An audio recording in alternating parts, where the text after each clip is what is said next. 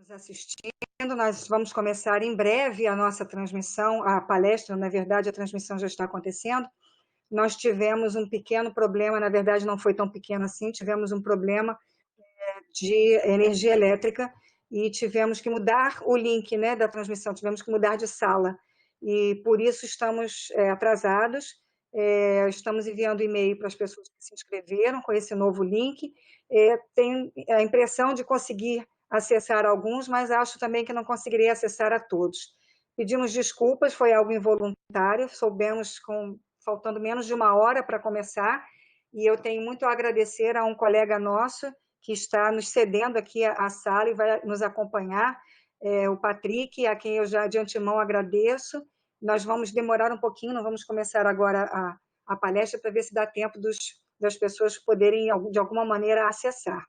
As informações são as mesmas, as orientações são as mesmas, peço que vocês coloquem o registro em nome de vocês na seção de perguntas, para que depois nós possamos fazer o envio dos certificados. Ainda estamos também ultimando os certificados da semana passada, para poder enviar, as outras 3 palestras já foram enviados, e ainda vamos verificar se tem alguma outra coisa para resolver. Desde já eu agradeço, peço desculpas pelo acontecido, foi a última palestra, né, para fechar assim com chave de ouro, todas as outras aconteceram muito bem, essa também acontecerá, em função aí da boa vontade do Patrick, e também do nosso colega Luiz Pereira, que é lá do Colégio Pedro II, que também nos possibilitou isso. Então, eu vou fechar mais uma vez aqui o áudio, daqui a um pouquinho eu volto novamente falando, repetindo as nossas informações. Aguardem um pouquinho que a gente vai começar em seguida. Obrigada.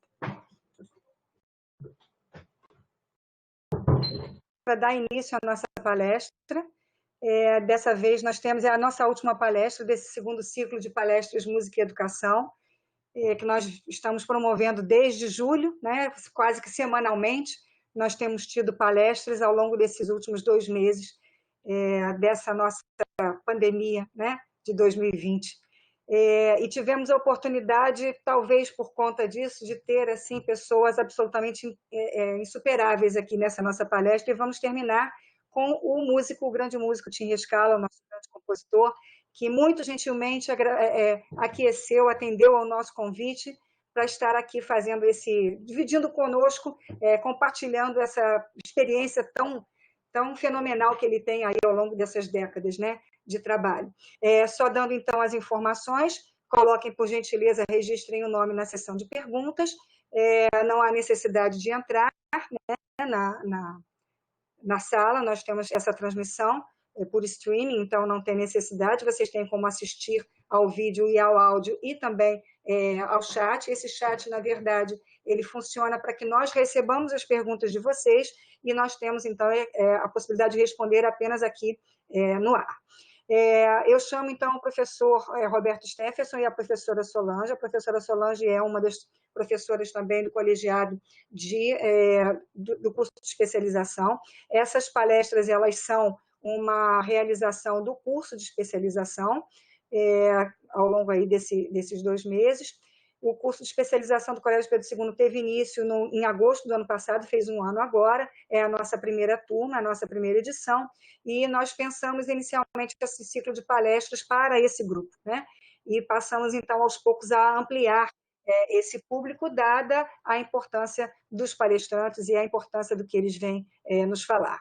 O Colégio Pedro II, como muitos de vocês sabem, ele é um colégio federal, né, uma instituição de ensino federal, fechou, a Solange fechou, já datada de 1837, o colégio foi fundado em 2 de dezembro de 1837, data do aniversário do imperador, né, era o Imperial Colégio de Pedro II, e de lá para cá, desde o início, nós sempre tivemos a música presente na composição curricular, a música presente sempre dentro da escola. Hoje nós temos 14 campi, 12 dos quais localizados no município do Rio de Janeiro, onde temos sede, onde o colégio é sediado, um no município de Niterói, o outro no município de Duque de Caxias. O Colégio Pedro II oferece educação básica, né, principalmente, mas também temos curso de licenciatura recém-aberto agora esse ano, e os cursos de pós-graduação, tanto a nível de especialização quanto a nível de mestrado. Na educação básica, nós estamos presentes, a música está presente desde a educação infantil, no Centro de Referência em Educação Infantil, até a primeira série do ensino médio, regularmente em todas as semanas. E, para isso, nós contamos com um grupo de cerca de 50 professores, um pouco mais do que isso, licenciados, especializados na oferta da educação musical. Então, eu costumo dizer sempre, quem está nos acompanhando, é um privilégio trabalhar numa escola que tem esse suporte, né, com colegas tão bem formados. Muitos desses colegas estão conosco aqui dentro da sala, outros estão nos acompanhando pelo streaming. Temos também aqui conosco os nossos alunos da pós-graduação, a quem saúdo, a professora Silvia Sobreira, que é a professora da Unirio, também está aqui conosco, eu agradeço pela presença, e a professora Mônica Leme, que é a nossa coordenadora do curso da pós-graduação, peço então que ela fale um pouquinho das boas-vindas, para que então a Solange possa fazer a mediação e possamos o músico Tim Rescala, que foi para isso que nós viemos aqui, né? Não foi para me ouvir. Então, professora Mônica. Você é muito rápida, Tim. Muito obrigado pela sua presença, em nome de todos os alunos da pós-graduação aqui, e acredito que nós vamos ter uma noite linda, apesar desse imprevisto, mas você foi super paciente, e então, gratidão, tá? Obrigado. Uma boa palestra para vocês. Um beijo para todos. Boa noite. Estou muito feliz por estar aqui hoje, no encerramento do segundo ciclo de palestras de música e educação do Colégio Pedro II. Agradeço à professora Ana Cristina, coordenadora geral do Departamento de Educação Musical, a professora Mônica Leme, coordenadora da pós-graduação de musicais de educação básica. Agradeço à equipe de professores da nossa especialização e a todos os nossos alunos que vêm nos acompanhando assiduamente. Agradeço aos professores do Instituto de Educação Musical e a todos os professores que estão. Acho que o microfone da professora acho que está com algum problema. Voltou. Não problema. Alô, tá me ouvindo? Não dá para entender. Alô, tá me ouvindo? Alô? Oi? Tá me ouvindo agora? Tá me ouvindo agora? Não, o áudio não está bom. Sai e entra novamente. Não saí, tá? Um minutinho.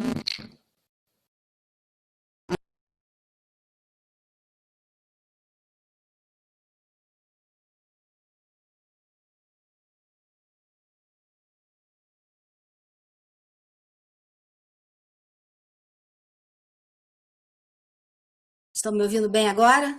Agora sim. Então eu vou recomeçar, ok? Boa noite. Estou muito feliz por estar aqui hoje no encerramento do segundo ciclo de palestras Música e Educação do Colégio Pedro II. Agradeço à professora Ana Cristina, coordenadora geral do Departamento de Educação Musical. Agradeço à professora Mônica Leme, coordenadora da pós-graduação em Práticas Musicais na Educação Básica. Agradeço à equipe de professores da nossa especialização e a todos os nossos alunos que vêm nos acompanhando assiduamente. Agradeço aos professores do Departamento de Educação Musical e a todos os professores que aqui estão por prestigiarem esse evento. Agradeço ao professor Roberto Stephenson, que tão gentilmente me convidou para mediar a palestra de hoje. Agradeço a todos os que estão nos assistindo e, por fim, agradeço a Tim Rescala pela generosidade em nos presentear com esta palestra, que pelo título já se mostra inspiradora e instigante, por uma música que respeite a criança. Passo agora a apresentar para vocês o nosso convidado. Tim Rescala estudou na Escola de Música da UFRJ e na Escola de Música Vila Lobos. Estudou composição, contraponto e arranjo com Hans Joachim Kohreuter, assim como o primeiro palestrante desse ciclo, Tato Taborda. E é licenciado em música pela Unirio. Tim Rescala é compositor e diretor musical de várias peças de teatro. É um dos mais premiados compositores brasileiros, tendo recebido diversos prêmios: Mambembe, Shell, Coca-Cola, Associação dos Produtores de Teatro, APTR, Centro Brasileiro de Teatro para Infância e Juventude, CBTIJ e outros. Tim faz música para cinema, TV e exposições e trabalhou para a TV Globo durante 30 anos. Atuou como compositor e regente em inúmeros festivais de música contemporânea no Brasil e no exterior. É autor de óperas, musicais, música de câmara e música eletroacústica. Sua peça teatral, Pianissimo, foi o primeiro texto infantil apresentado na Comédie Française. Tim recebeu as bolsas Vitae e Rio Arte e foi diretor da Sala Baden-Powell no Rio de Janeiro em 2005 e 2006. Desde 2011, escreve e apresenta o programa Blim Blém Blom na Rádio MEC FM, premiado na Bienal do México. Seu quarteto circular foi indicado ao Grammy Latino de 2011. Sua ópera, O Perigo da Arte, estreou em 2013 em Buenos Aires e sua montagem brasileira, em 2014, foi escolhida como um dos 10 melhores espetáculos do ano pelo jornal O Globo. Seus mais recentes trabalhos na TV, as novelas Meu Pedacinho de Chão e Velho Chico e a minissérie Dois Irmãos, tiveram muita repercussão, todas com direção de Luiz Fernando Carvalho. Atualmente, Tim Rescala trabalha na música do filme Pluft, com direção de Rosane Schwartzman. Em 2019, lançou a Classical Tracks, uma livraria digital de música clássica voltada para o mercado audiovisual. Com a palavra, nosso palestrante, Tim Rescala. Obrigado, Solange. Boa noite a todos. Obrigado, Ana Cristina, professor Roberto. Talvez, agora sim eu parei de escutar minha voz, que eu estava ouvindo o retorno. Bom, apesar de eu ter feito licenciatura na Unirio de 80 a 83, eu não sou um professor no sentido estrito da palavra. De vez em quando eu dou algumas aulas, palestras, congressos, né? E cheguei até a coordenar um curso de música para audiovisual no Conservatório Brasileiro de Música durante 6 anos. Às vezes coordeno também algumas coisas voltadas para o ensino, mas não exerço a atividade profissionalmente, né? Embora goste muito e sempre considere essa uma oportunidade.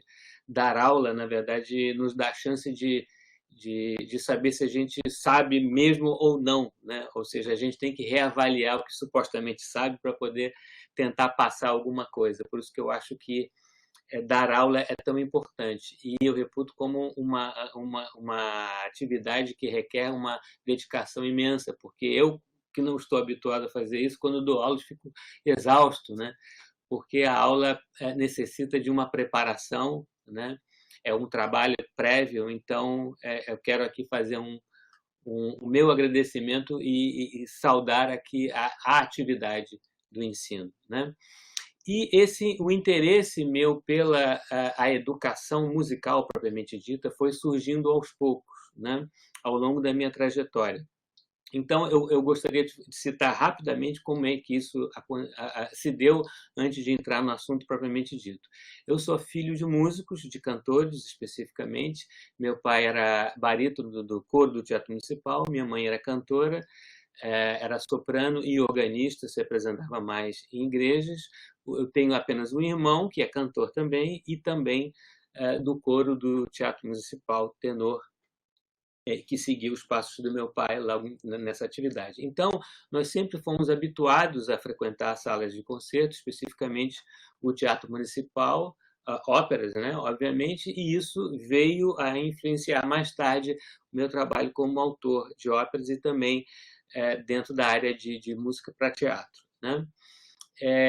A experiência com a licenciatura foi particularmente interessante porque ela aconteceu ao mesmo tempo em que eu estudava composição com o Kohlreuter, né? Como vocês tiveram oportunidade de conversar com o Tato Taborda, nós fomos contemporâneos, começamos a estudar juntos com o Kohlreuter, depois passamos a ter aulas individuais. Então, esse período, para mim, foi muito importante, que que começou justamente em 80, 79 para 80, eu tinha então só 18 anos, e foi tudo ao mesmo tempo, né? Foi aquela tempestade perfeita. Eu comecei a estudar com Kohlreuter, eu comecei a fazer música para teatro e comecei a fazer a licenciatura na Unirio. E alguns fatos que aconteceram comigo foram importantes, totalmente inusitados. Um deles eu costumo citar porque acho que é factível. Eu estava fazendo um curso de música contemporânea, que era um curso ministrado por vários professores do mundo todo, Europa, Estados Unidos, para alunos da América Latina.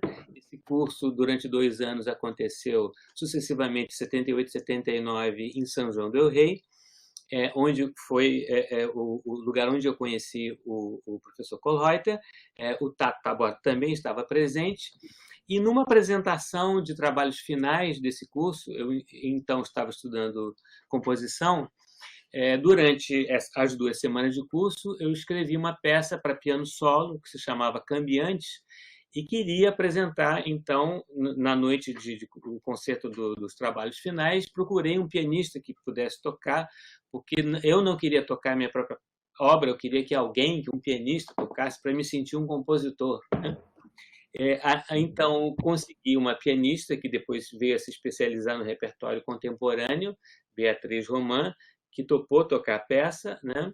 Era uma peça muito curta, de 1 minuto de duração apenas. Então, ela se disponibilizou, colocou na série lá do programa, só que na hora, antes de começar, ela falou comigo assim: olha, temos aqui um pequeno problema, que a peça anterior à sua é para piano preparado. Então, antes de tocar a sua peça, eu preciso despreparar o piano. Então, e o que isso quer dizer? O piano preparado é uma técnica criada pelo compositor Henry Cowell, americano, depois bastante desenvolvido por John Cage, que consiste em você colocar vários objetos dentro do piano para mudar o timbre do instrumento, né? Isso pode ser um copo, pode ser pedaços de borracha, de madeira, pode ser uma folha de papel celofane, parafusos, que o Cage usou muito entre as cordas.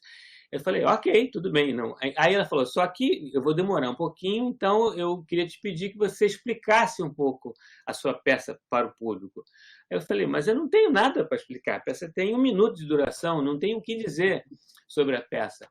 Ela falou assim, não, mas inventa alguma coisa para eu poder despreparar. Eu falei, tá bom. Aí eu fiz lá o possível que eu conseguia, comecei a enrolar, né, porque eu não tinha nada a dizer, comecei a inventar coisas, as pessoas começaram a rir, a plateia começou a rir, e aí, de vez em quando, eu virava para trás e perguntava para eles, e aí, acabou? Eu falava, ainda não. Aí eu voltava e enrolava mais um pouco, e no meio da minha fala, ao despreparar o piano, ela fazia alguns sons inusitados, engraçados, as pessoas aí começaram a rir mais ainda, a coisa não acabava nunca, foi durando 5 minutos, e aquela minha explicação durou muito mais, 5 vezes, 6 vezes mais do que a própria peça. Quando aí finalmente ela tocou a peça, aí caíram na gargalhada. E aí eu não estava entendendo o que estava acontecendo ali, todo mundo falava assim no final, mas a sua peça é engraçadíssima. Eu falei, não, mas não é para ser engraçado, você é muito engraçado. E aí a sua peça de teatro musical, eu falei, mas não era. Então, enfim, foi uma situação totalmente inusitada e que veio a influenciar o meu trabalho mais adiante, não só em música para teatro, música cênica, como também em música para crianças, né? Porque eu me via ali compelido, né, a reagir a uma situação que era o lúdico, né? E essa surpresa, o risco que uma apresentação tem, me interessa, sempre me interessou muito a partir desse momento, e isso também, para mim, é uma coisa muito curiosa e muito interessante, talvez o principal traço de quando se apresenta uma obra para crianças, que é esse inusitado, é o fato da criança responder sinceramente, imediatamente, ao contrário do público adulto, né? Que segue certos protocolos, né, de respeito, obviamente, necessários ao performer, né? Mas a criança, a sinceridade da criança é muito interessante, né? Ao mesmo tempo que é uma coisa muito salutar, né, e estimulante, é bastante complicada, né? É um desafio a mais, né? Ou seja, que exige um risco muito maior. E esse fato, então, me despertou esse interesse. E aí, na verdade, eu fui fazendo outras experiências no campo da música contemporânea, que era o meu interesse até então. Então, nesse ano de 80, em que eu entrei para a Unirio para fazer licenciatura e também comecei a fazer música para teatro, eu me deparei com outras situações inusitadas ao tocar, ao atuar como pianista numa peça, e que também tem bastante similar a esse acontecimento na apresentação dessa peça para piano solo. Por quê? Porque eu comecei a despertar o interesse por uma outra coisa que não era simplesmente a atitude de um músico que entra no palco para tocar, né? Em muitas situações, notadamente na música de concerto, você observa que o intérprete ele entra no palco, agradece, segue um certo protocolo, né? Existe ali quase que uma série, né, de atos a serem percorridos pelo intérprete, né, que é de entrar no palco, agradecer às plateias, se colocar diante do instrumento, especificamente o piano, né? Mas eu passei a me interessar por aquilo que não estava previsto, em consequência daquilo que ocorreu comigo e aquilo que eu observava ao tocar em teatro, né? O inusitado, aquilo que não é previsto, né? E eu fiquei observando aquilo e pensando como é que seria levar isso para a sala de concerto de forma proposital, ou seja, que o aspecto cênico fosse um elemento a mais, além dos outros parâmetros musicais, a ser acrescentado na partitura, porque até então eu não sabia que existia dentro da área da música de concerto uma vertente chamada teatro musical. Tudo até então era novo para mim e eu comecei a descobrir aquilo por conta própria. Fui então fazendo algumas experiências de cena junto com a música eletroacústica, que eu trabalhava também já então, até que em 1989 eu fiz uma experiência, uma peça curta chamada Estudo para Piano, que é a primeira coisa que eu vou mostrar para vocês, e que eu eu compus especialmente para a pianista Maria Teresa Madeira. E a intenção era fazer com que a pianista contracenasse não com um instrumento, ou seja, eu queria que o piano respondesse ao chamado dela, né? Então, essa primeira experiência foi importante para mim, o resultado dela, por isso que eu gostaria de mostrar como um exemplo, e a partir de então eu ir falando da minha experiência como compositor e como isso influenciou o meu trabalho especificamente para o público infantil. Então, queria apresentar para vocês, peço ao Roberto para colocar Estudo para Piano no link que tem a Maria Teresa Madeira tocando a peça.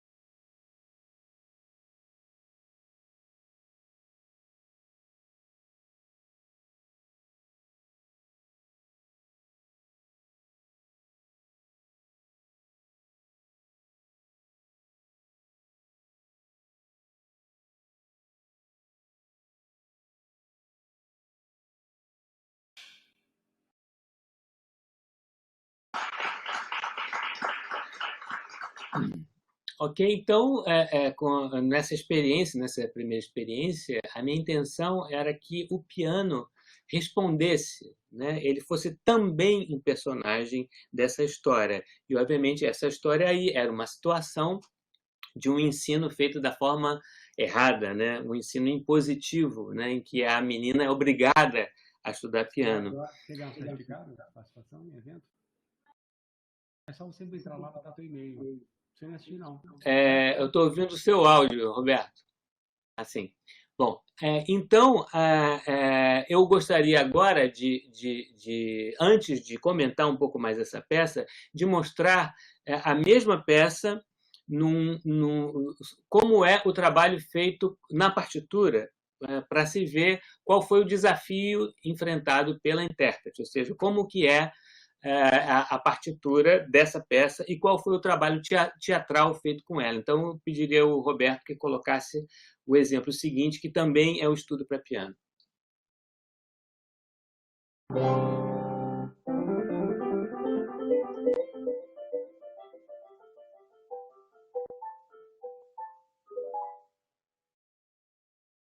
Eu adoro estudar piano, mas às vezes, sei, mas às vezes, bobagem.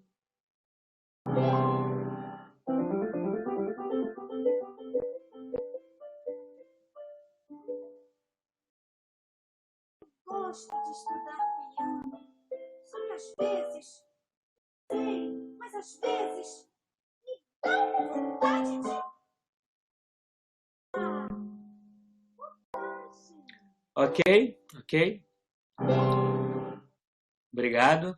Vou mostrar só um trecho, como a gente tem pouco tempo, vou mostrar apenas alguns trechos dos exemplos, para a gente poder seguir em frente. Então, aí na partitura, vocês veem que é um sistema a mais, que tem o texto, né, com as durações das notas, ou seja, o parâmetro da duração exposto, né, de forma exata, né, de forma precisa, porém, a entonação, as diferentes alturas, né, da fala não estão escritas propositalmente para que isso fosse trabalhado junto com a intérprete, que no caso agora, além de pianista, é também atriz, né? E aí, com o sucesso, digamos, com o bom resultado dessa peça, eu fiquei interessado, fiquei com vontade de ir mais além, ou seja, de explorar mais isso. A relação entre a intérprete e o instrumento, porque eu queria que o piano respondesse de fato a ela, eu queria que o piano falasse. Aí fiquei pensando, mas como é que eu vou fazer isso? O piano é um piano, não tem como resolver essa questão, só se fosse uma coisa muito complicada tecnicamente, um robô. Eu fiquei pensando de que forma eu poderia explorar mais isso, desenvolver mais essa ideia. Daí eu cheguei à conclusão que o teatro seria a linguagem adequada. Por quê? Porque o teatro tem essa capacidade, né, esse trunfo de você poder contar a história do mundo com apenas um ator em cena, né? Você não carece de maiores aparatos tecnológicos. Pode até utilizá-los, como eu de fato utilizei, mas você pode utilizar a magia do teatro com muita facilidade, né? E é uma coisa, na verdade, inesgotável. Foi aí, então, que eu escrevi uma primeira peça, minha primeira peça, chamada Pianissimo, e procurei, então, ir mais além, né? Com essa ideia, e é a história de uma menina Clara, né? Esse personagem, então, da Teresa, que não tinha nome aí no estudo para piano, se transformou na Clara, filha da dona Gema, e que, por uma questão social, compra um piano de cauda, um Steinway de cauda inteira, obriga a filha a estudar piano, e a coloca para inaugurar o piano num almoço de domingo, em que viria a professora dela, chamada Dona Euterpe, né, para ela inaugurar o piano e mostrar para as amigas, né? Enfim, na verdade, a intenção dela era se mostrar através da filha. Então, acontece aí uma trama, que não é o caso de citar, em que a menina se revolta e, em determinado momento, ela chuta o piano, de dentro desse piano sai o que seria a alma dele, uma figura que parecendo um Mozart, que era a alma desse piano, e começa a contracenar com essa menina e mostrar para ela que o estudo de música poderia ser uma coisa prazerosa, que poderia nascer do lúdico, do interesse dela, e não de uma coisa impositiva, né? A partir de então, eu passei a me interessar por essa situação especificamente. Não só fui desenvolvendo meu trabalho agora, a partir desse momento, também como um autor, né, de situações cênicas a partir da música, mas me interessou este fato, ou seja, porque eu também tinha vivido, de certa forma, esse tipo de situação. Eu cheguei a ter professora de piano que usava régua, né? Eu tive aulas de teoria musical na escola de música, né, do passeio. Eu me lembro de uma professora que também usava régua. Se você não lesse o solfejo alheio, te dá uma reguada, né? Isso não há muito tempo atrás, né? Mas, enfim, e isso me despertou o meu interesse, e eu passei a pensar na criança como um público específico, ou seja, eu passei a pensar que seria interessante, seria importante fazer coisas especificamente para a criança. Por quê? Porque eu comecei a observar à minha volta que aquilo que se considerava música para a criança era algo sempre elementar, né?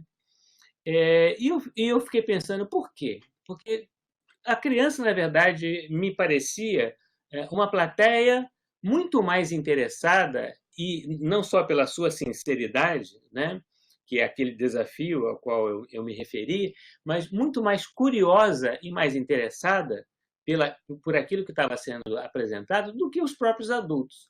Foi então que eu fui investigando mais isso, fiquei curioso para entender por que será, né? E aí eu fui chegando à conclusão que, na verdade, o que se chama ainda hoje, infelizmente, de música para criança, de fato não é música para criança. Porque se você entende que a música para criança é mais elementar, é mais simples, por que que é? Eu cheguei à conclusão que é justamente o contrário, né? Por quê? Porque a criança, ao contrário do adulto, ela não tem o seu ouvido, né, preenchido de um excesso de informação que a gente vai adquirindo ao longo da vida, né? No caso auditivo, né? Então, ela tem uma predisposição muito maior, porque a criança é uma página em branco a ser preenchida, né? É como se fosse um HD todo limpinho que você vai colocando coisas ali. Se você preenche esse HD com essas coisas elementares, né, ela vai absorvendo aquilo, vai considerando que aquilo é o padrão que ela tem que seguir, é aquilo que ela tem que corresponder. Porém, se você aproveita esse trunfo que é ter esse HD ainda livre, né, se você preencher esse HD com coisas estimulantes, com coisas complexas, né, ela vai responder a esses estímulos da mesma forma que os estímulos que elas são ofertados, né? Ao contrário do adulto, que já tem o seu ouvido cansado. Então, o que eu fui comprovando pela experiência, já em trabalhos posteriores, é que a gente tem que fazer justamente o contrário do que, infelizmente, as pessoas acreditam que seja música para criança. Por quê? A criança tem muito mais disponibilidade e capacidade de aprender essas estruturas complexas, muito mais do que o adulto. Então, o adulto, com seu ouvido cansado ao longo da vida, ele vai fazendo seleções, né? Ele vai filtrando o repertório dele. Ele vai dizendo, não, isso aqui eu não quero ouvir, eu só ouço música clássica, ou eu só ouço samba, ou eu só ouço funk, ou eu só ouço bolero, né? E vai cortando as outras coisas. Na criança, não.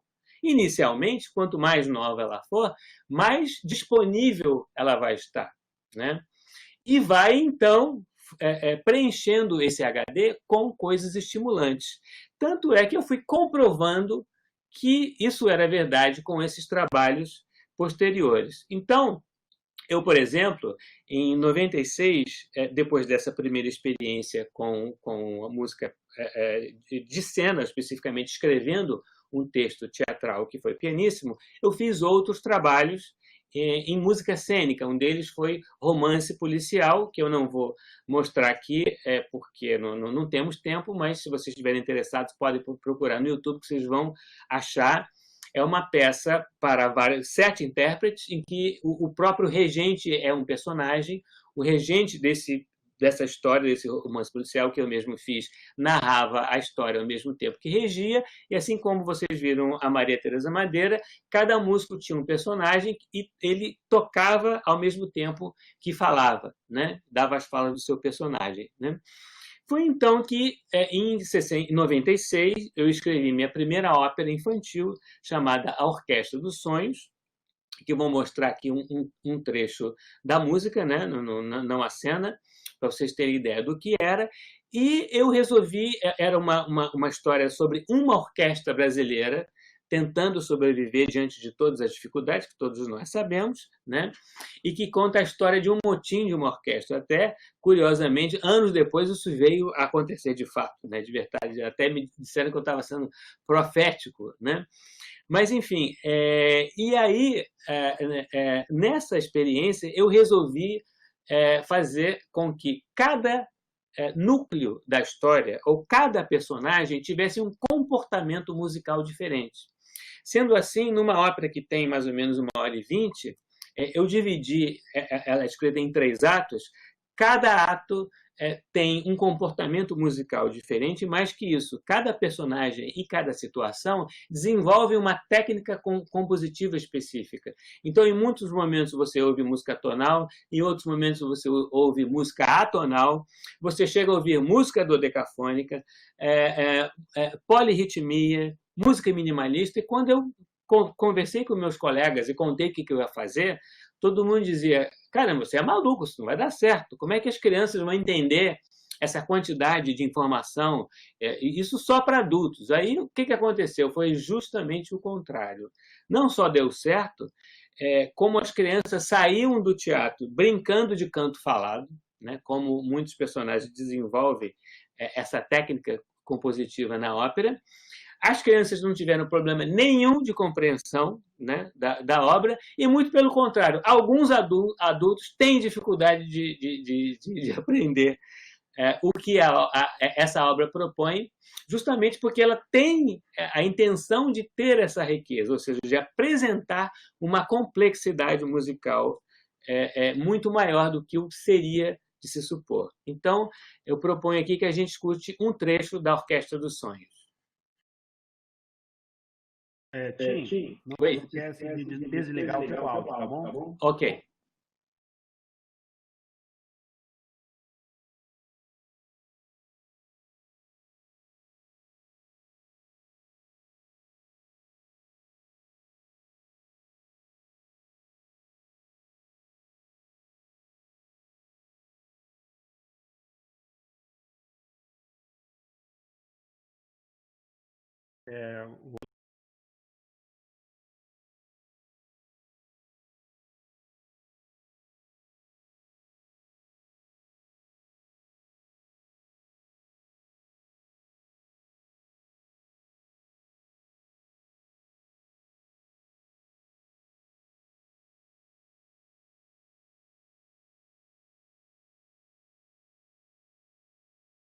Bem, se não é possível, houve algum problema com o áudio, não tem problema. Conseguiu? Não. Porque ouviu. Não, tudo bem. Pelo... Não é de ser nada. De qualquer forma, o CD está disponível em qualquer plataforma digital, Spotify, enfim, na época, qualquer uma tem, na Deezer. Vocês podem, se tiver interesse em conhecer a obra, mas, enfim, é isso. Foi a minha primeira ópera infantil, né, especificamente escrita para o público infantil, em que eu fiz essa experiência e pude confirmar essa ideia de que a criança é muito mais capaz de absorver essas estruturas complexas do que o adulto. E eu segui, então, nessa direção e fiz outras obras partindo desse princípio, né? Da mesma forma, então, que em 99, observando a dificuldade que não só a criança, mas também o público adulto tinha de entender o universo sinfônico, do que é a música sinfônica, muito pela falta de oportunidade de frequentar salas de concerto, eu escrevi uma peça chamada Brincando de Orquestra, né? Que aí, no caso, eu os convido para conhecer rapidamente o site, né?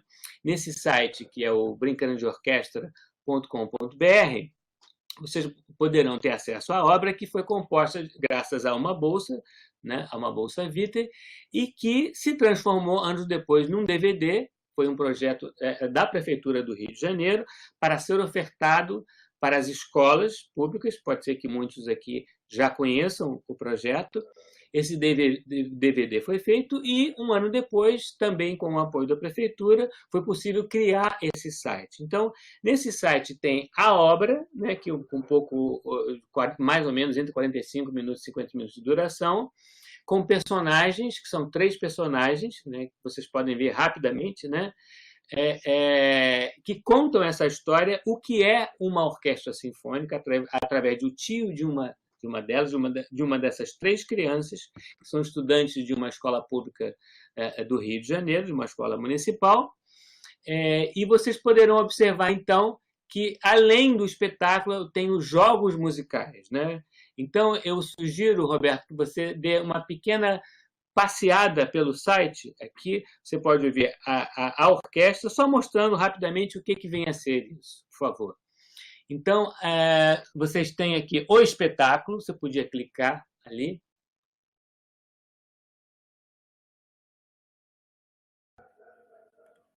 Aí, no espetáculo, você tem a própria obra.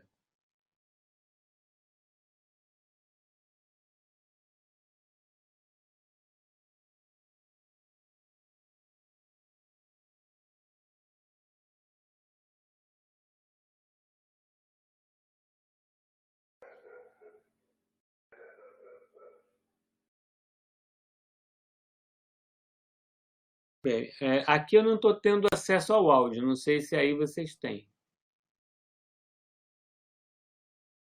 Bom, de qualquer forma, aí vocês têm o próprio espetáculo com a orquestra, né? Isso foi gravado, o DVD foi gravado no Teatro Carlos Gomes, aí você tem o espetáculo completo. Aqui em cima você tem a orquestra, no menu orquestra.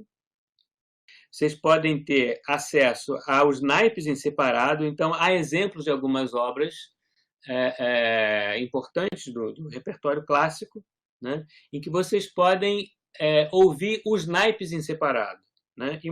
E podem mostrar para as crianças como funciona cada naipe. Então, obviamente, esses naipes estão sincronizados, né?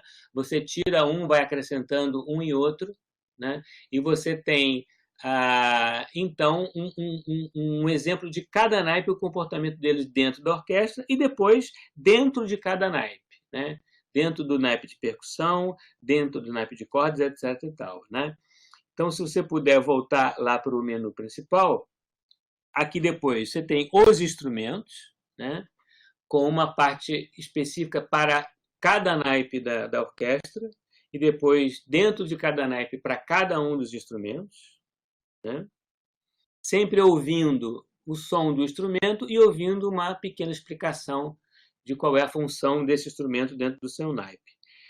Depois você tem ali os jogos musicais, né? Menu jogos musicais, em que eu proponho ali algumas perguntas e respostas, né? Em que a criança pode se exercitar, né? Podemos voltar lá para o menu inicial.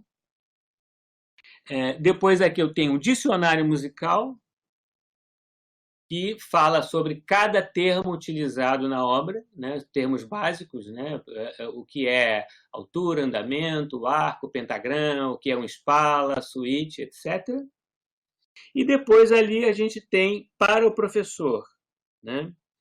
E o que é isso? Isso aí é uma tentativa de elaborar, não só através de perguntas e respostas que tem aí, que eu fiz, mas também de alguns exercícios que podem ser ministrados em salas de aula, caso o professor não tenha à sua disposição material nenhum, ou seja, que ele possa trabalhar com um grupo de alunos, simplesmente dividindo esse grupo em naipes, ou seja, transmitindo para essa situação o que é o conceito de uma orquestra, que é fazer música em grupo e dividindo a qualidade de cada som, né?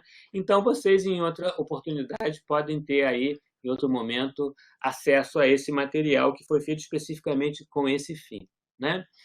Então, seguindo em frente, essa obra, obviamente, é uma obra especificamente voltada para o público infantil e com um perfil didático, né? Mas eu segui interessado pelo público infantil, pelo ouvinte infantil, né? Pelo desafio que isso proporciona, e segui fazendo obras voltadas para o público infantil. Uma outra obra delas, como essa, foi O Cavalinho Azul, foi minha segunda ópera para esse público, uma adaptação da obra de Maria Clara Machado, né? E foi feita para comemorar os 50 anos do Teatro Tablado. Isso aconteceu em 2001, foi uma encomenda do próprio teatro. Infelizmente, a Maria Clara Machado não viveu a tempo de assistir a estreia, ela soube, né, ficou muito feliz com a obra, mas não pôde assistir. E então, a minha tentativa, né, meu desafio, né, nessa ópera foi trabalhar com uma ópera infantil também, da mesma forma que a outra, só que tentando chegar a um público mais novo ainda, ou seja, um público de 2, 3 anos de idade. Então, vou mostrar aqui um trechinho da ópera para vocês conhecerem, Cavalinho Azul.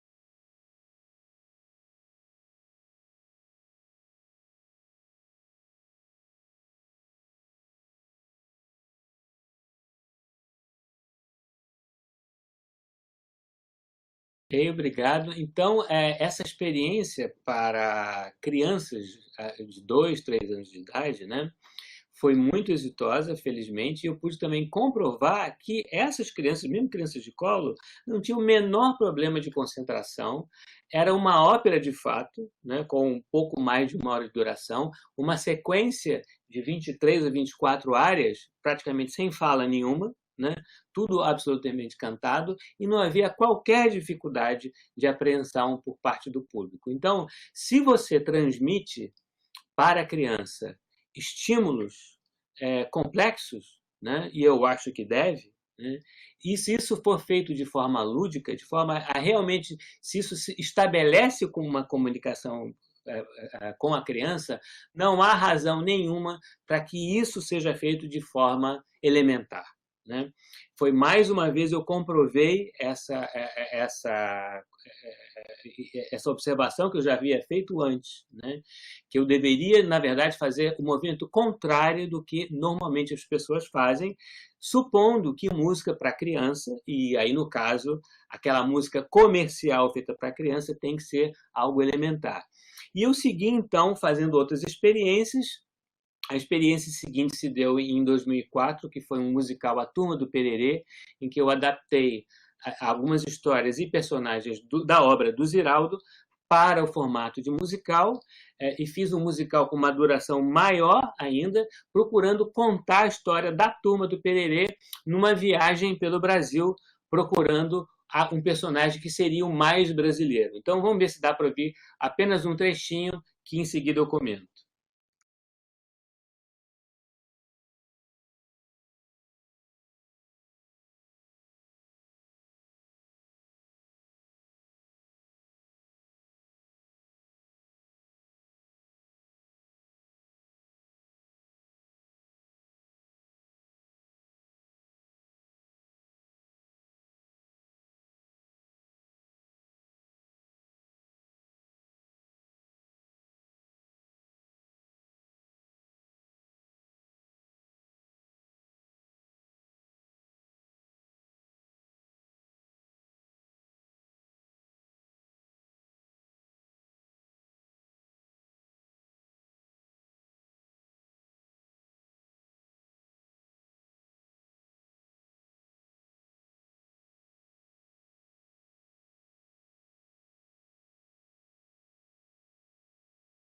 Ok, obrigado. Agora a gente podia seguir o exemplo posterior, que é também da Turma do Pererê, só para vocês terem ideia visualmente como era.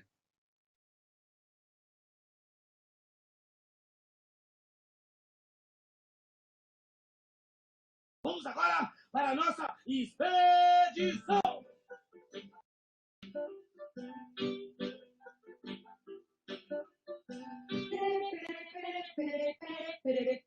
Eu sou eu sou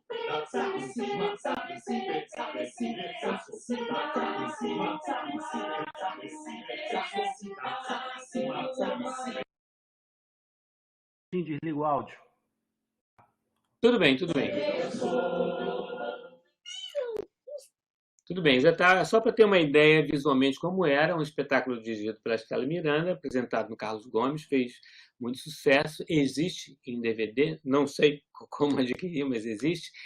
E por que eu coloquei? Como um exemplo de que também é importante oferecer para a criança, e por isso aí a turma faz uma viagem pelo Brasil, a possibilidade de conhecer os diversos gêneros, né, estilos da música popular brasileira, né? Porque, por incrível que pareça, a gente tem uma música tão rica, tão maravilhosa, mas as crianças não têm muito a chance de conhecer, porque normalmente aquilo que lhes é oferecido como aquela suposta música infantil não tem nada de brasileiro, né? Na verdade, é uma corruptela, né? É uma coisa muito mal embalada de um estilo de música americano, pop americano, que é meio que traduzido para um suposto gosto brasileiro, né? Então, eu procurei fazer o inverso, ou seja, na verdade, oferecer aquilo que está do nosso lado em cada região brasileira, né? E estimulando, então, a criança, até junto com seus pais, a conhecer, né, esse universo musical brasileiro que é tão rico, mas, infelizmente, né, não é mostrado, não é ofertado para crianças. E aí segui nessa trajetória e observei que também na esfera da televisão, né, da TV aberta, né, que hoje, na verdade, encontra-se numa crise, né? Mas nessa época não estava. Em 2006, que eu tive a oportunidade de fazer uma das versões do Sítio do Pica-Pau Amarelo. E procurei também oferecer um universo musical diferente, né? Embora, e nesse caso específico, né, as outras versões do Sítio do Pica-Pau Amarelo na televisão tiveram excelentes músicas, né?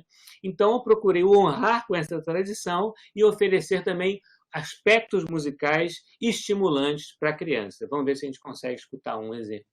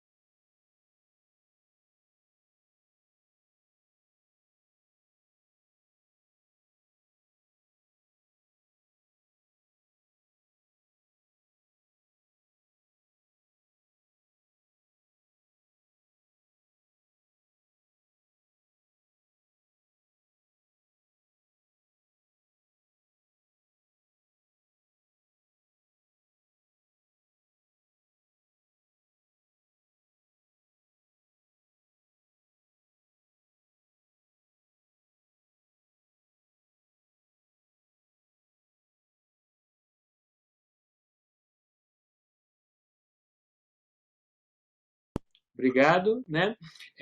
E continuei a fazer trabalhos com teatro, né? Não só musicais, como óperas, ou mesmo situações híbridas, como é o caso de Era Uma Vez Green, que foi um musical, o segundo, na verdade, o primeiro musical, mas o segundo trabalho que eu fiz com o José Mauro Brandt, né? Depois fizemos outros, Pequeno Zacarias, fizemos também Macuru, e em Era Uma Vez Green, com um grupo pequeno de atores e de músicos, a gente teve a chance de experimentar um híbrido, ou seja, aquilo que tanto pode ser um musical, né, e colocado no contexto de um teatro infantil, como também pode ser considerado uma ópera, porque de fato era. Então vamos ver um pequeno trecho do trabalho, por favor.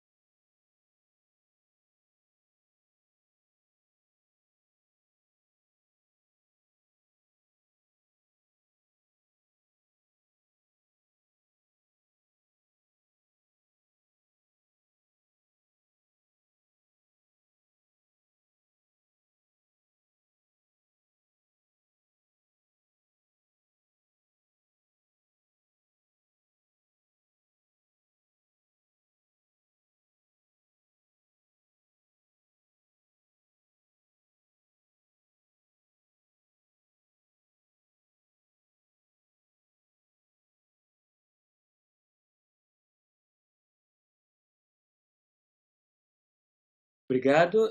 E em 2011, eu comecei a fazer um programa que está, um programa de rádio, na Rádio MEC, do Rio de Janeiro, que está sendo exibido até hoje, né? Vamos ver se a gente consegue emplacar uma década no ano que vem.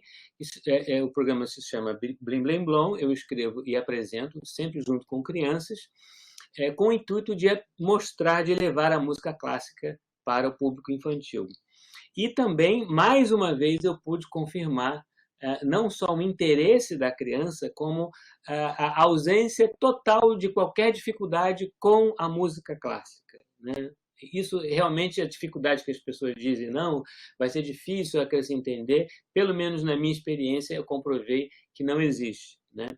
Então, estamos com o programa, desde então, sendo exibido todos os sábados, ao meio-dia, né? Eu sei que o programa tem sido utilizado por muitos professores como material para propiciar a audição, a apreciação de música em sala de aula. E seguindo essa ideia, eu fiz também uma suíte chamada Suíte Blim Blim Blom, que funciona como abertura, como vinheta do espetáculo e que também pode ser apresentada ao vivo. Então a gente vai ver um trecho dessa peça.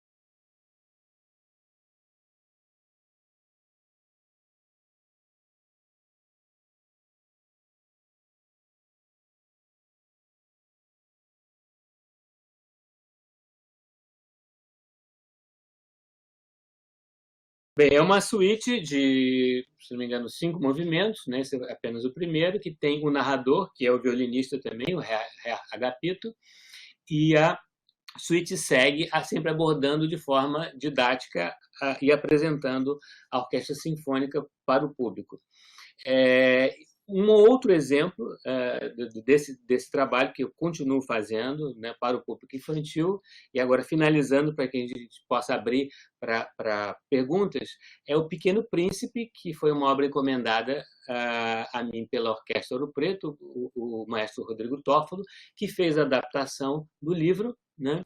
Eu escrevi, então, uma obra para orquestra de cordas com alguns solistas, adaptando a história do Pequeno Príncipe, e para a qual eu mesmo fui o narrador. Então, vamos ouvir só um pequeno trechinho.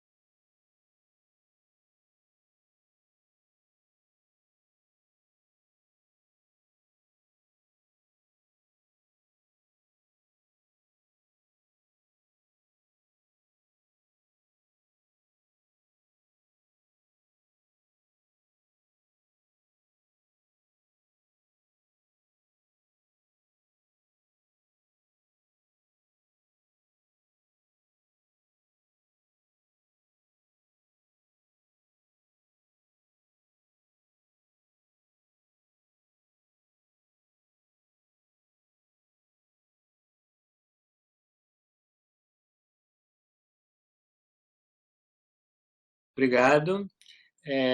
Eu mostrei apenas alguns trechos dos exemplos, obviamente, porque não teríamos muito tempo e ficaríamos sem oportunidade de trabalhar com as perguntas. Então, agora eu abro para as perguntas. Então, vamos lá. Parabéns pela excelente palestra, maravilhosa. Temos aqui muitas perguntas, né? Não vale pergunta difícil, né? Não vale. Mas fica tranquilo. Pode ser chamado de música para criança? Pergunta Davi Cardim Santos. Quais cuidados devemos ter quanto à letra ou nível de execução? Eu não entendi bem. Quais os cuidados devemos ter quanto à letra e ao nível de execução da música? Bem, da mesma forma, talvez seja interessante você tirar o seu áudio, né? Isso, obrigado. Eu acho que da mesma forma que eu entendo como sendo uma falácia essa história de que tem que ser elementar, eu também acho que não se deve poupar a criança de certos assuntos, né? Eu acho importante que certos assuntos sejam abordados, digamos assim, da mesma forma que você apresenta complexidade musical para a criança, você também pode falar sobre assuntos difíceis, como, por exemplo, a morte, que é abordada no Pequeno Príncipe, como, por exemplo, a separação dos pais, que eu já abordei numa peça chamada Papageno. Eu acho que não se deve evitar assuntos complexos, digamos assim, né, com as crianças. O que se deve fazer é a forma de abordagem, ou seja, para a criança, eu entendo, tem que ser sempre alguma coisa lúdica, né? Por quê? Porque a própria música é uma brincadeira, né? Se você pensar assim, o que é um músico tocando o seu instrumento? Ele está brincando com o seu instrumento. Eu acho que o músico, quando ele transmite para a plateia o prazer de tocar, ele está transmitindo que ele está brincando, né? É play, é brincar com o instrumento. Então, acho que a gente tem que transmitir para a criança, e não só para a criança, essa sensação, que a gente está brincando. Então, fazer música, para mim, é brincar. Eu, quando componho, eu acho que eu estou brincando, né? Eu me divirto compondo porque eu estou brincando com aquilo que eu estou fazendo. Então, eu acho que a abordagem deve ser essa, sempre a partir do aspecto lúdico, da brincadeira, mas isso não quer dizer que a gente esteja só brincando com a criança, a gente está falando coisas sérias, mas através do lúdico, né? Estimulando a criança a responder, a dialogar com a obra, né? Por isso que eu acho que, em termos de letra, evidentemente, que a gente também tem que oferecer coisas interessantes. Então, quando a gente pensa, por exemplo, num poeta como Manuel de Barros, por exemplo, aquilo ali, para mim, é o lúdico por si só, né? É uma brincadeira com palavras. E como é complexo, né, o universo do Manuel de Barros, a poética do Manuel de Barros. Quanta informação não tem ali, como ele faz aquelas imagens da formiguinha, da brincadeira. Então, eu acho que é dessa forma, ou seja, tocar o coração da criança de forma lúdica. Muito bem, é isso aí. E Davi Cardim Santos também pergunta: quais as características recomendadas para se compor uma música instrumental de orquestra para um programa televisivo consumido pelo grande público? Com um programa televisivo? Consumido pelo grande público, com grande audiência. Olha, eu já tive a oportunidade de fazer isso em algumas vezes, não só no caso do Sítio do Pica-Pau Amarelo, mas, por exemplo, em duas minisséries, versão 1 e 2, Hoje é Dia de Maria, 2004 e 2005, 2006, se eu não me engano, e, mais uma vez, pôde-se comprovar que era uma minissérie bastante bem elaborada em termos visuais e auditivos, que não só a gente tinha o universo do Guia Prático de Villa-Lobos utilizado ali, mas também tinha muita música original, né? Em nenhum momento se pensou em facilitar nada, né? E tinha música cantada e tinha música instrumental, né? Da mesma forma, em outras oportunidades, o que eu fazia, como, por exemplo, na novela Meu Pedacinho de Chão, que tinha a intenção de alcançar também o público infantil, que era uma novela das 6 da tarde, né? Eu trabalhei com música sinfônica, né? Em nenhum momento eu pensei em facilitação nenhuma, né? É a mesma música feita para os adultos. Na verdade, não tem diferença nenhuma. A diferença é o aspecto lúdico, né? De que forma que a gente leva aquela música à criança, né? Tanto é que não só as minhas filhas, por exemplo, mas eu observei várias crianças em plateias de música contemporânea se divertiam a valer com a música que era oferecida ali. E esse aspecto lúdico, elas riam da música porque elas não tinham os pruridos que os adultos têm ao ouvir aquela música supostamente séria apresentada com esta embalagem, né? Então, eu acho que depende daquilo que é ofertado e depende também do comportamento que se tem quando a gente absorve esse tipo de música. Ok.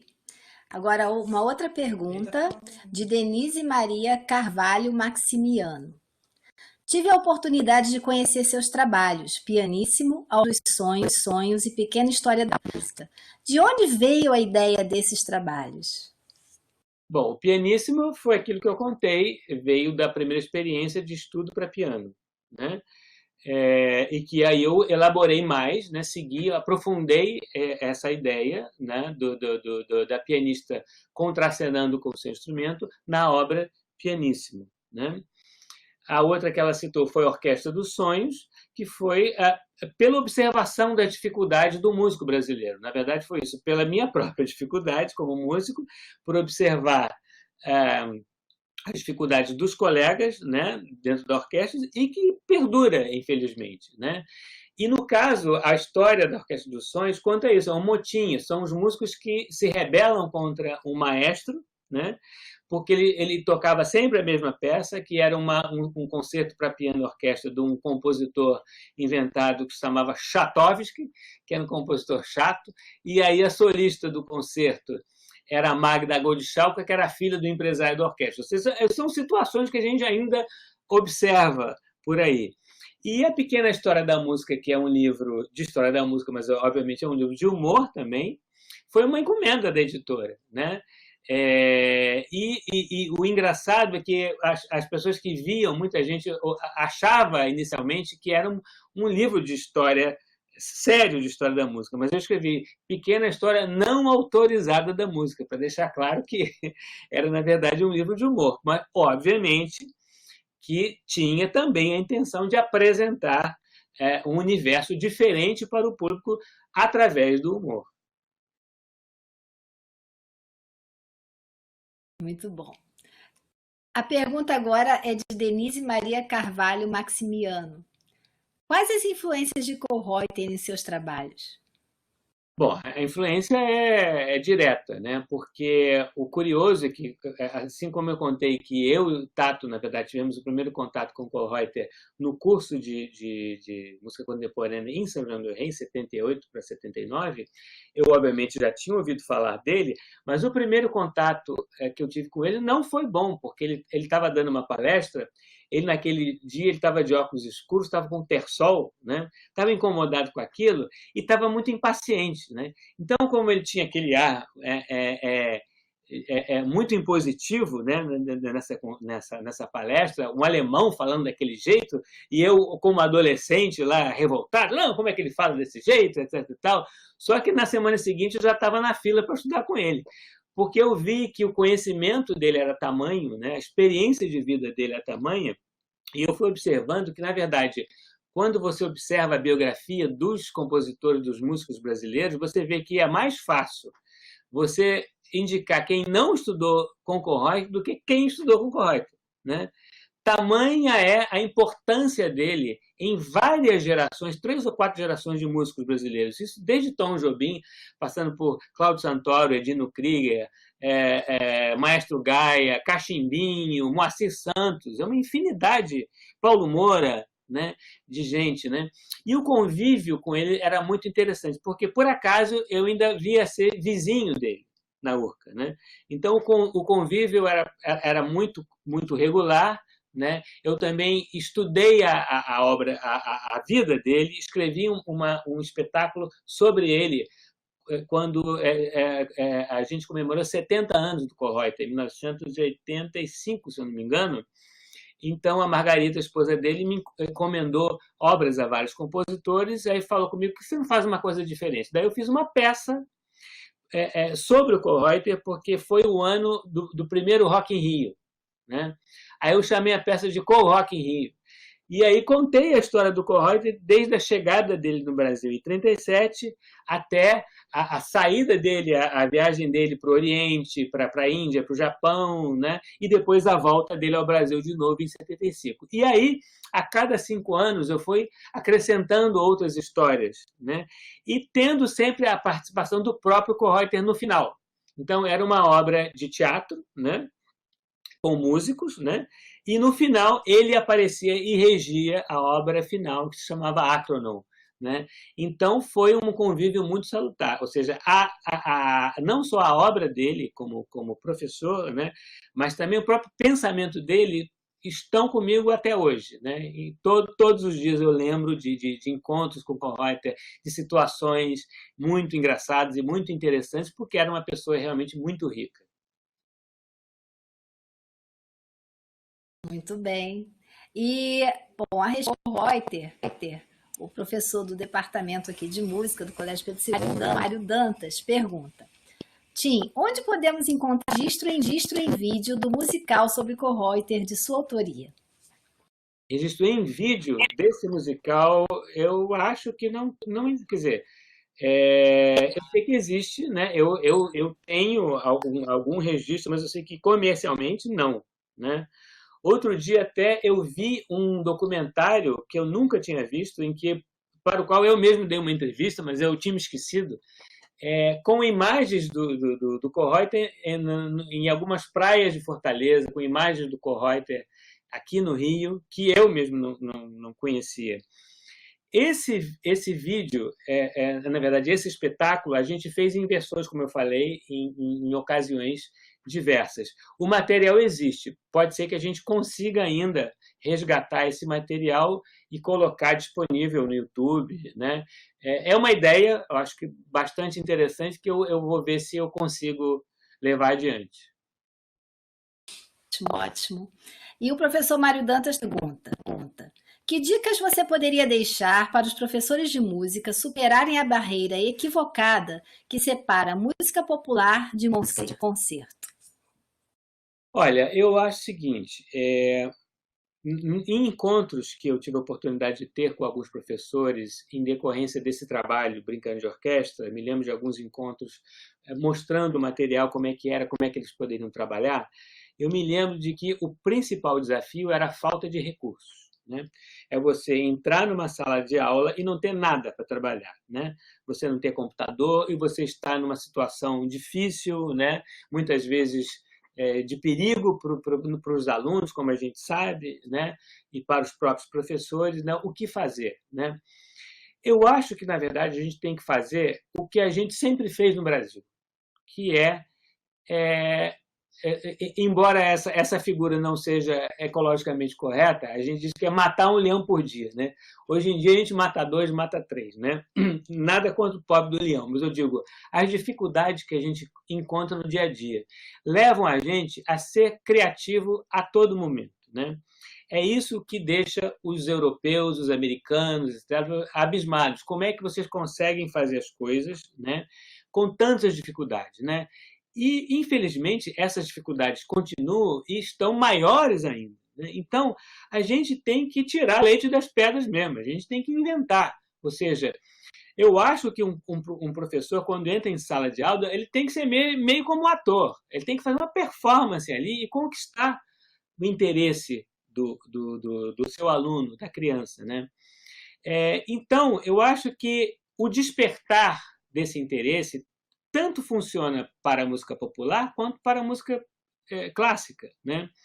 A barreira que possa existir entre elas, eu acho que não é tão importante assim, mesmo porque a gente tem vários exemplos que é totalmente possível você fazer um meio termo. Tem muitos compositores e intérpretes brasileiros que transitam com a maior facilidade de uma coisa para outra, ou seja, que à tarde estão se apresentando junto com uma orquestra, que à noite estão tocando chorinho, sem o menor problema. Né? Da mesma forma, o público.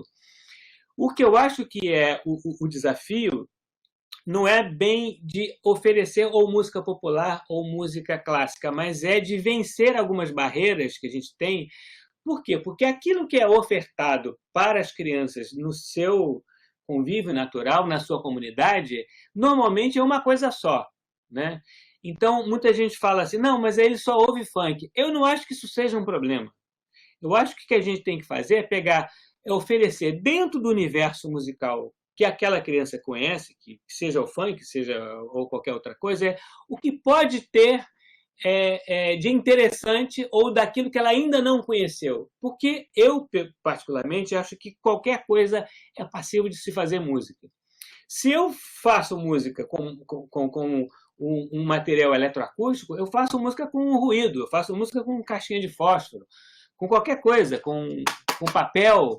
Então, por que eu não posso fazer uma música interessante com uma batida de funk? Claro que eu posso. Né? Então, você pode ter funk interessante, pode ter funk desinteressante. Você pode ter samba interessante e samba desinteressante. Música clássica interessante e música clássica desinteressante. Quando eu falo desinteressante, é algo que não estimule a criança. Né? Então, eu, particularmente, procuro não ter preconceito de gênero musical, no caso, né? Ou de estilo, porque eu acho que música é um universo tão rico, né? Que eu ficaria triste se eu tivesse que fazer só choro, ou se eu tivesse que fazer só rock, ou só música clássica, ou só música contemporânea. Eu acho que tudo é muito interessante. Então, a gente tem que despertar, eu acho que na criança e no aluno, o interesse por coisas diversas, pela diversidade musical. Ok. Bom, Viviane Cristina Drogomirek pergunta: sou professora da rede pública de ensino aqui em Goiânia e gostaria de saber se posso trabalhar o site Brincando de Orquestra em minhas aulas não presenciais. Com certeza. Ele existe para isso. Né? Não só pode, como eu agradeço que utilize, porque foi feito para isso. Né?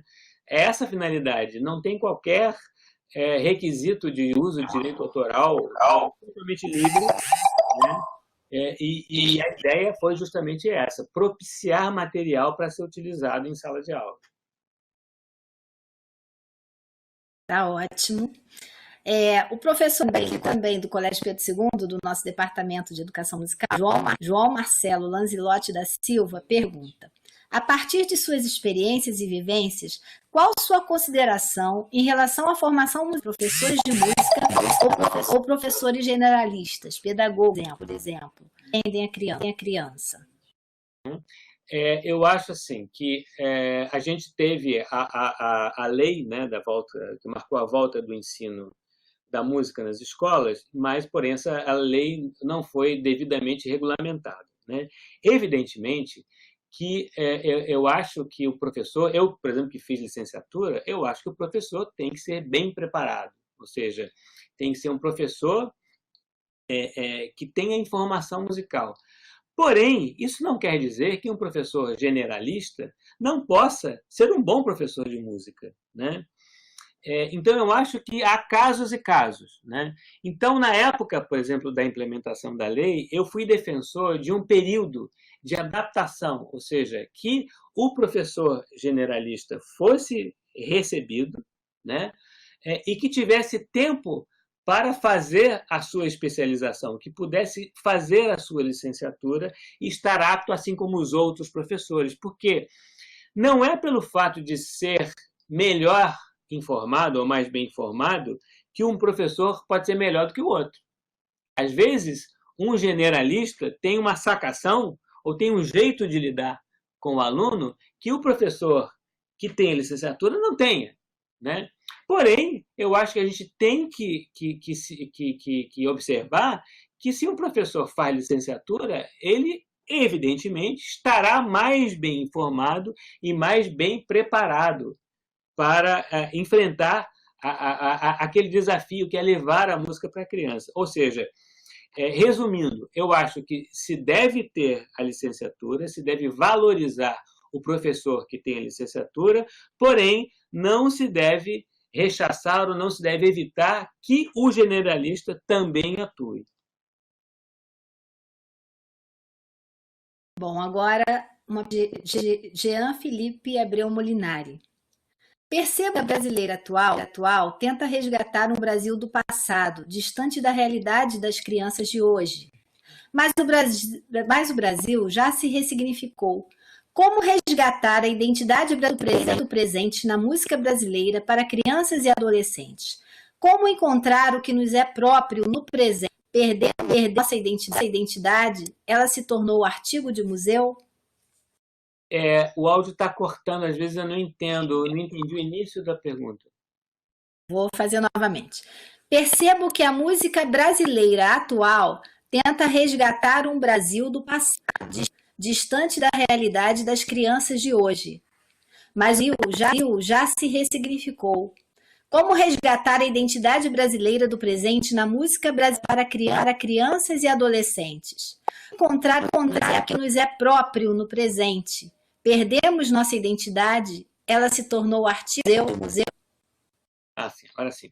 Eu acho assim, que da mesma forma que eu acho que existe muita música boa ainda sendo feita no Brasil, em todos os gêneros e estilos, da mesma forma que eu acho que há muita música boa feita para criança. O problema, como sempre, é que essa música não chega ou aonde deveria chegar, ou pelo menos não atinge o público que deveria atingir. Então, a gente sabe que tem muita coisa boa sendo feita, por exemplo, em Minas, né? No Mato Grosso, eu já ouvi vários exemplos, né? No Sul, em São Paulo, né? Mesmo dentro do contexto de São Paulo, você tem Palavra Cantada, tem outros grupos, tem no Rio, desde o trabalho da Bia Bedran, né? E também tem coisas feitas numa linguagem musical de hoje, né? Até comercial ou pop, que são coisas interessantes musicalmente, né?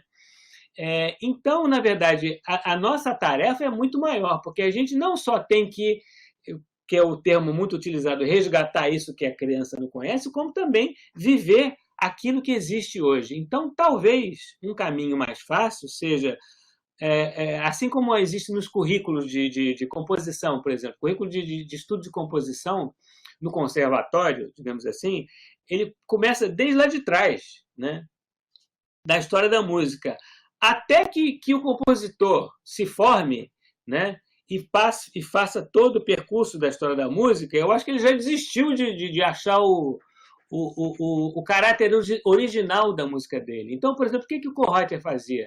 Ele não... Cada aluno do Kohreuter era diferente um do outro. Você não encontrava um que compusesse parecido com o outro. No entanto, os outros professores de composição, todos os alunos compunham do mesmo jeito. E, normalmente, seguindo a estética do mestre, né? Kohreuter fez o contrário. Não, ele perguntava ao aluno o que ele tinha que aprender, o que ele gostaria de aprender. Ou seja, talvez o caminho seja a gente partir do presente e ir indo para trás. Ou seja, observando o que tem à nossa volta, qual é a música que é feita à nossa volta. Como é que a gente pode ressignificar essa música que a gente tem mais acesso? A partir disso, a gente vai vendo o que desta música tem lá atrás. Então, talvez seja um caminho seja fazer o contrário do que normalmente se faz, que é aquela evolução cronológica. A gente faz, mas é de frente para trás. Tá ótimo. Davi Cardis pergunta de novo. Né? Pergunta. Diante da grande concorrência com a massificação de músicas infantis no streaming ou online, pergunto: qual justificativa uma produção cultural local e sem os recursos de ponta poderá utilizar para atrair o público infantil e suas famílias? Como concorrer?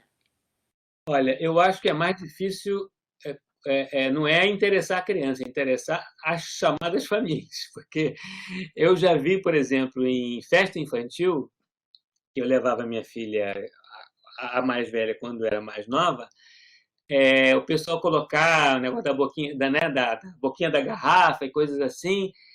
E aí, quando as pessoas, mas você vai colocar isso numa festa infantil? Eu falo, as crianças gostam, né? Não são as crianças que gostam, são os adultos que gostam daquilo, né? E colocam as crianças para ouvir aquilo, e elas vão, obviamente, gostando por imposição. Então, não é um gostar, né? Elas só são, só lhes é oferecido aquilo. Né? É aquilo que eu falei no início. Né? Então, o desafio realmente é muito grande, porque essa oferta é massiva e o intuito, obviamente, é comercial. Né? Então, são as galinhas pintadinhas da vida. Né? É tão bonitinho. Não, não é nada bonitinho, é um horror aquilo.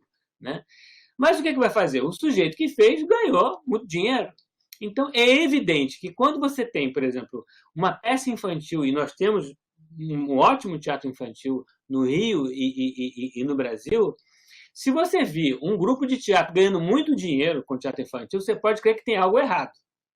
Porque não dá para ganhar muito dinheiro com teatro infantil. Né? Você pode ter uma peça de sucesso, fazer muito, né, viajar bastante, ok. Mas não é possível por quê? Porque o número de récitas é muito menor e o custo é igual. Você, para montar um musical infantil, você gasta a mesma coisa.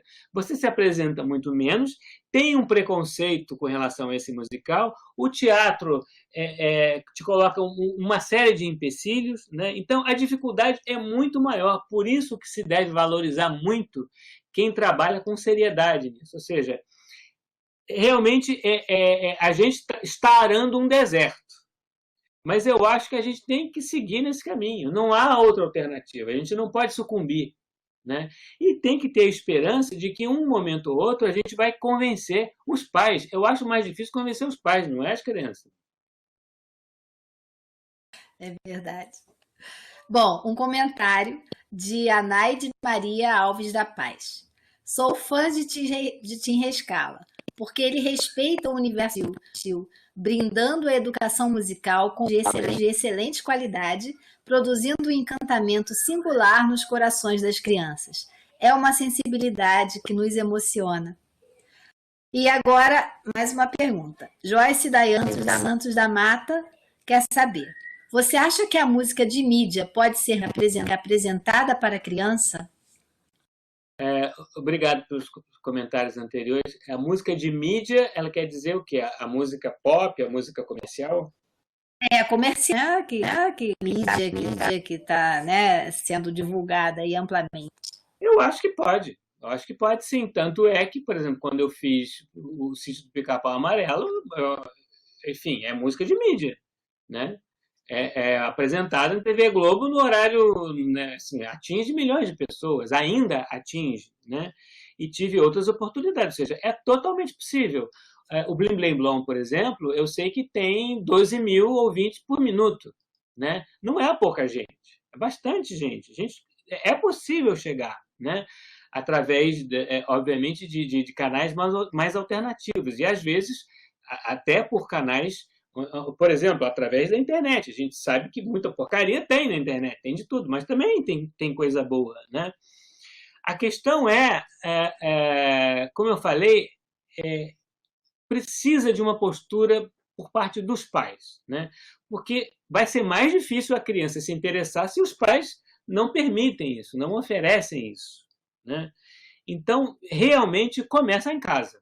Aquela frase lapidar, né, que educação começa em casa, né? De fato, sim, né? Se em casa a pessoa oferece, é mais possível da criança ter mais acesso. Embora, aí eu vou até aproveitar a pergunta e lançar aqui uma questão que é bastante polêmica, que eu falei outro dia, as pessoas se assustaram, que é o seguinte: me perguntaram como é que quando acontece o desinteresse das crianças por isso. Por exemplo, as minhas filhas, obviamente, tiveram chance de ter uma boa educação musical e bons estímulos musicais. Eu tenho 2 filhas, uma de 12 e uma de 25.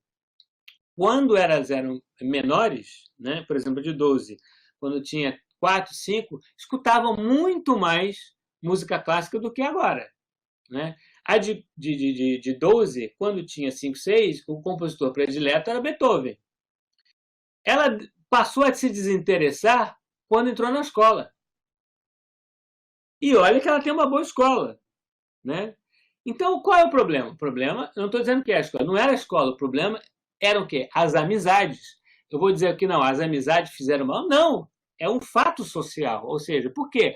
Porque ela começou a ser observada como uma pessoa fora daquele contexto. Aí ela falou assim, Beethoven? Aí as meninas falam, o que é Beethoven? O que é isso? Aí ela é esquisita, né? Ela é estranha, ela escuta um compositor que ninguém ouviu falar, sabe? Então, a questão social é um problema, né? Ou seja, o ideal seria que nas outras casas se tivesse a oportunidade de ouvir não só Beethoven, como também samba, como também funk, ou seja, tudo. É a pluralidade que eu acho que falta, né? As opções diversas, né? De forma que, na própria escola, a criança tenha condições de conhecer samba, porque nem na escola as crianças têm condição de conhecer samba, por exemplo. Isso é que é o problema, né? Então, eu não sei, eu acho que eu me distanciei da pergunta. Eu já esqueci qual é a pergunta. Bom, mais um comentário. Paula Guedes te fala: parabéns e gratidão imensa, disponibilidade em compartilhar conosco tão grande e importante em Rescala. Minha eterna gratidão. Tenho certeza que proporcionou muita diversão a um grande número de crianças, dos 8 meses aos 80 anos de idade ou mais. Obrigado. E aí, o professor Mário Dantas faz mais uma pergunta. Tim, poderia falar um pouco sobre o trabalho com os acalantos feito em parceria com José Mauro Brandt? Sim, sim. O primeiro trabalho que nós fizemos, que foi Cantos, Contos e Acalantos, um projeto do José Mauro, eu fiz os arranjos, né? Era o espetáculo teatral dele, depois foi transformado em disco, eu fiz os arranjos, fiz a canção principal, que foi cantada pela Bia Bedran e ele, e depois, mais recentemente, nós fizemos o Macuru, um espetáculo que eu ia até mostrar alguma coisa aqui, mas não houve tempo, mas está nas plataformas, que foi um espetáculo que nos deixou bastante felizes, que ele desenvolveu mais esse trabalho que ele tem de pesquisa, né, sobre os acalantos. E aí a gente, na verdade, fez acalantos, a gente fez um trabalho original, né, não foi um trabalho de pesquisa folclórica, né? E eu acho que é um universo, na verdade, infinito, né? Porque eu acho que, espero que ao longo da vida, né, do planeta Terra tão ameaçado, isso se continue, quer dizer, o hábito da mãe e do pai cantarem para os seus filhos, né? No caso do Macuru, teve uma música em particular, que vocês tiverem oportunidade de ver, que é o Acalanto do Pai, ou seja, que foi uma ideia do Zé Mário que eu achei muito, muito bonita, que é o menino que acalanta o pai, que está com dificuldade de fazer o filho dormir, diante de tantas dificuldades que ele tem na vida, do medo que ele sente, de proteção do seu filho, ou seja, é o pai que está com medo. Não é o filho que está com medo do bicho-papão, mas é o pai que está com medo da vida e o mundo que ele vai apresentar para os filhos. Daí quem faz o acalanto é o filho para o seu pai. Né? Então, eu acho que essa figura de acalentar, a gente tem que preservar, né? Porque é uma coisa tão simples, né? Afinal de contas, né? A mãe que canta para o seu filho ainda dentro da barriga, né? E que a gente deve continuar fazendo, mesmo porque a gente está precisando de muito acalanto, né, no mundo de hoje. Com certeza. Bom, mais uma pergunta do professor do departamento, João Marcelo. Você considera a criação musical das crianças, fazendo suas próprias músicas, tendo uma escuta generosa e acolhedora dos adultos, pode contribuir para seu viver musicalmente? Com certeza, com certeza. Por quê? Porque valoriza aquilo que eu falei, o lúdico, a brincadeira. As crianças têm que brincar, né? Tem aquela história, né? Que criança não trabalha, criança dá trabalho, porque ela brinca, ela perturba, a gente tem que ficar correndo atrás dela, mas ela tem que brincar, né? Então, é a mesma coisa que o instrumentista que estuda o seu instrumento, ele brinca com ele. Eu acho que entender isso, que a música é brincadeira. A gente tem que descobrir uma forma de fazer com que a criança brinque com a música que ela faz, né? Então, quando eu comprovei que a minha tese na Orquestra dos Sonhos foi vitoriosa, é quando as crianças saíam do teatro brincando de canto falado, né? Inventando ritmos, né? Aí eu falei, tá aí a comprovação de que minha tese tinha sentido, né? Ou seja, você no seu trabalho, você tem que estimular a criança a ela criar a sua própria música. É muito mais importante ela fazer a sua própria música do que ela conhecer Beethoven, na verdade, né? Por quê? Porque ela se exercitando ludicamente com aquilo que ela criar com o seu universo musical vai fazer com que ela escute Beethoven mais adiante, né? O caminho tem que ser inverso. A gente vê que na Europa eles têm uma educação musical na primeira infância, né, voltada para esses compositores, que está ali. Tá? A música está ali, faz parte do universo musical deles.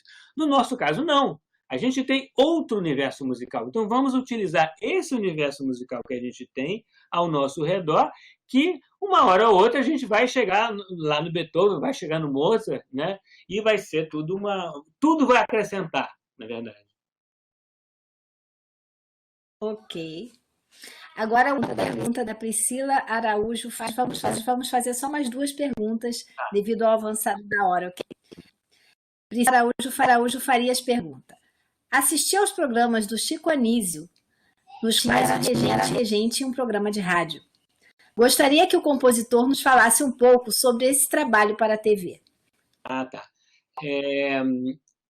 Cortou um pouquinho, mas eu acho que é quando fazia quadros ao vivo com ele tocando, né? Em que você era regente num programa de rádio. Tá, sim. No programa de rádio, eu acho que era um quadro que se chamava... Bom, eu não sei mais como começou, mas era uma brincadeira com o rádio. Ele fazia um personagem que se chamava Milton Gama, né? E que tinha sonoplastia feita ao vivo, né? Então, na verdade, eu recebi o texto, musicava esse texto com várias intervenções, tinha ali uma banda, eu tocava piano, tinha mais 4 ou 5 músicos e 2 ou 3 cantoras, né? Fazendo comentários musicais, né? Então, o meu trabalho era esse, eu recebia o texto que tinha redação final do Chico, né? Musicava aquilo, fazia paródias, ou as paródias vinham apontadas no texto, e muitas vezes a gente mudava na hora. Me lembro que no primeiro dia de gravação, em que, na verdade, na época a gente não usava computador para escrever, era na mão, o Chico resolveu mudar a ordem de algumas piadas, de algumas músicas. Eu falei, olha, tudo bem, mas eu preciso de um tempo para escrever de novo, né? Ele falou, não, tudo bem. Aí deu almoço, sei lá, uma pausa para todo mundo, aí eu escrevi a grade toda de novo e tive que tirar as partes ali na hora. Então, tinha ali um fazer artesanal, né? Um pouco disso se perdeu, né? Mas que era muito interessante, né? E, na verdade, embora fosse transmitido aquilo gravado, realmente a gente fazia ao vivo, porque não repetia, né? Normalmente o Chico não fazia uma segunda vez, né? A gente fazia um ensaio e era para valer, ou seja, do jeito que fosse, estava valendo. Então, eu acho que o interessante era isso, é o aspecto do ao vivo que se mantinha. Ok. Um comentário. Esse trabalho pianíssimo é excelente. Sempre uso em aulas. Falou Maide Maria Alves da Paz. E agora a nossa última pergunta. Gilca Martins de Castro Campos. A Alcroze já falava que não deve existir música de concerto, música para educação musical. Existe sim música. Você poderia comentar essa frase, por favor? Olha, muitos colegas meus assim falam que, na verdade, música é isso, que é uma máxima, né? O negócio é música boa, que é diferente da música ruim, ou seja, ofertar coisas interessantes. Eu, particularmente, me considero, na medida do possível, destituído de preconceitos musicais, ou seja, eu gosto de música popular, gosto de jazz, gosto de música clássica, de música contemporânea, gosto de rock, né? Porque eu acho que tudo pode ser interessante, né? Depende do que você faz com aquilo. Mas eu acho que há diferenças no formato de apresentação. Então, quando eu falo de música de concerto, eu penso também na própria ambiência, porque se eu envio, por exemplo, uma proposta minha para uma Bienal de Música Contemporânea, eu não vou enviar uma obra tonal. Por quê? Porque ali é uma circunstância de pesquisa de linguagem. Ali é o lugar e o momento em que se pressupõe uma procura estética, né? Uma busca estética. Então, eu acho que ali é música de concerto, sim, né? E se eu tenho intenção de chegar mais rapidamente ao público, não, eu quero fazer uma música que o público saia cantando, aí é outro tipo de música, aí é música popular. Então, eu particularmente identifico diferenças, sim.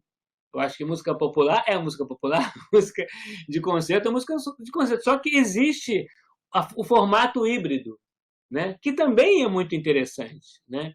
Então, ou a música de fronteira, né? Que pode, às vezes, pender para um lado, pender para o outro. Quer dizer, a mistura eu também acho muito interessante. Eu costumo fazer muita mistura. Isso não quer dizer que não possa haver uma separação, não é uma separação, não é um muro, né? Separando um país do outro, de uma cultura do... Não. São situações diferentes. Por quê? Porque se eu faço música, se me encomendam música para um filme, é uma coisa. Se me encomendam música para um concerto, é outra coisa. Se me encomendam música para vender sabonete, é outra coisa. Né? Se me encomendam música para um parque de diversões, é outra música. Né? Então, nesse sentido, eu acho que se deve, sim, guardar as especificidades, o que não quer dizer que isso seja um preconceito. Não é. Eu acho que é observar para o que a música se destina. Tá ótimo, então, Tim. Tem mais alguma coisa que você queira falar para todos que estão nos assistindo? Não, eu quero agradecer a oportunidade enfim, de falar, né? Embora seja esse formato de palestra, para mim é uma troca, né? Porque, como eu disse no início, e eu não falo isso tentando fazer média, não. Eu admiro muito o ato de ensinar, né? A função do professor, né? E lamento que o professor, não só de música, como o professor em geral no Brasil, seja tão pouco valorizado, porque, para mim, é a atividade mais importante que tem, né? E eu observo que, quando eu dou aula, como eu fico cansado depois, né? Por quê? Porque exige muito de quem... Essa tarefa de ensinar é extremamente importante e exige do professor um trabalho prévio, né? Então, quando eu sou levado a essa situação, eu falo, caramba, eu preciso me preparar, né? E eu fico pensando, se eu ao final, por exemplo, de um pequeno curso de 3 dias ou de uma semana e tal, eu fico exausto porque eu fico preocupado, o que eu vou passar, o que eu vou falar, né? Eu fico imaginando um professor que dá aula diariamente em locais diferentes, ou seja, é uma tarefa hercúlea, né? Eu acho que exige muita resignação, muita resiliência, né? E que lamento muito que não seja valorizada como deveria ser. E eu espero que isso mude, né? Concordo plenamente. Gostaria de agradecer mais uma vez. A palestra foi maravilhosa. Muito obrigada. E convido a Ana Cristina para o encerramento agora da palestra de hoje. Professora Ana Cristina. Só um momentinho, a professora Mônica Leme vai falar e depois eu faço as orientações finais. Professora Mônica, por favor. Muito rapidamente, Tim, muito obrigado, tá, pela sua disponibilidade. Foi muito rico. Nossos alunos devem estar muito felizes e então uma boa noite para todos, tá? Até a próxima, né? Essa é a última, mas eu acho que a gente, com esses 2 ciclos de debate, a gente inaugurou uma coisa que eu acho que vai ficar como uma coisa que vai se repetir algumas vezes, creio eu, tá? Ano que vem tem mais. Um beijo para todos. É isso, professora Mônica, muito obrigada. Obrigada, Solange, obrigada aos colegas todos que temos aqui como suporte. Nós temos um grupo de 5 colegas que estão dando suporte a essa palestra para que ela aconteça. E eu tenho que agradecer muito a 2 pessoas. Uma é o professor Luiz Pereira, que é ele é professor de informática educativa e atualmente é diretor da tecnologia de informação lá no Colégio Pedro II, e ele, junto com o Patrick, que está aqui conosco até agora, fazendo a transmissão, fazendo a gravação, e está aqui pacientemente adorando tudo que está ouvindo, mas foi pego de surpresa aos 48 do segundo tempo. Então, foi muito bom, nós temos podido fazer essa transmissão, tivemos mais de 200 pessoas assistindo, a quem eu agradeço muito, porque elas foram informadas faltando realmente 2 minutos para as 8 horas, né? E elas estavam assim prontas mesmo para entrar, estavam todas esperando por esse momento, né? Foi a 10ª palestra desses 2 ciclos, a 5ª do segundo ciclo. Fechamos realmente com chave de ouro. Muito obrigada, Tim. Tenho certeza de que todos assim apreciaram muitíssimo. Os comentários foram belíssimos, sempre comentários muito emocionantes. A gente tem tido essa felicidade. As pessoas que têm caminhado conosco ao longo dessas semanas têm sido muito, muito generosas conosco, né? Nos dando estímulo. Inclusive, nesse momento agora em que a gente teve essa situação, foram todas muito, muito bondosas. Então, a elas, o meu agradecimento, aos colegas do departamento que também estão conosco, a professora Silva Sobreira, que está aqui conosco na sala, e a professora Maria Beatriz, que está assistindo do lado de fora. Nós também temos aqui o professor Eduardo Gama, que é o nosso colega, que é coordenador geral do departamento de física, né? Ele também toca instrumento, então ele está aqui conosco. Foi muito boa a presença dele aqui também. E aos colegas todos que nos assistiram, muito obrigada. Por enquanto, estamos encerrando, né, esse ciclo, mas sempre o final de alguma coisa é o começo de outra. Então, certamente, nós vamos nos encontrar aí em alguma outra atividade que certamente nós inventaremos. As suas palavras, principalmente com relação ao professor, né, a figura do professor, e toda a questão da música que foi apontada aqui, eu não vou me demorar, porque já são 10h20, estamos todos assim fora do nosso horário, principalmente o nosso palestrante, que teve a gentileza também de nos aguardar até as 8h30. Então, fica o nosso agradecimento muito grande, eu não tenho mais o que dizer. Então, uma boa noite, peço ao Patrick, então, que possa encerrar a transmissão, para aqueles que estão nos assistindo pelo streaming, fica boa noite, ele vai encerrar a transmissão, vai encerrar a gravação também,